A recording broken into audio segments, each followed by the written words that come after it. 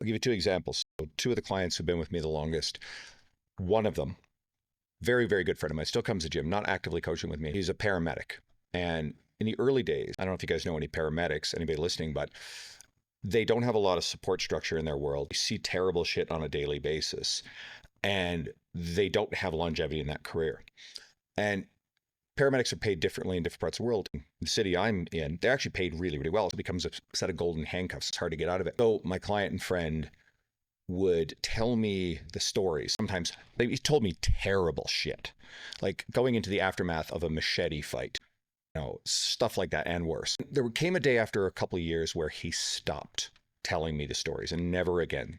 And he became definitely dealing with PTSD, undiagnosed. He's just an automaton on days. There were days at one point where he was in such a bad place mentally, he couldn't speak to me. Talked about it recently. This is many years ago, but we talked about it. He joked, he's introverted, but he joked, he said he wouldn't have come in if he didn't like me or didn't want to come in. And I think those workouts were still some of the things that got him through the rough days.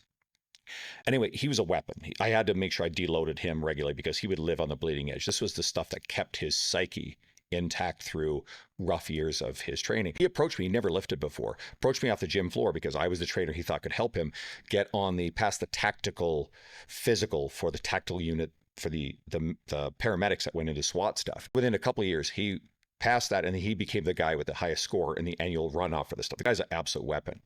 So here's your example. This client, good friend of mine, his name's John. He, a few years ago, decided to go to physical therapy school. Along the way, because he's the guy who lived on the bleeding edge, I introduced him to a great physio that I refer to. And between me and the physio, it influenced him to get out of this career, go to physical therapy school. And he's probably less a year away from graduating. And his mental health's better. He hasn't had to work as much. And he's ready to step into this career that will help lifters, but also serve. He's got a great reputation in his community amongst the paramedics. And he's seen people, occupational stuff that's leaves him every day kind of hurt. One of his coworkers, a good friend of his, was in a vehicle and a tree fell on the vehicle and he was seriously injured. He wants to work with those kind of people.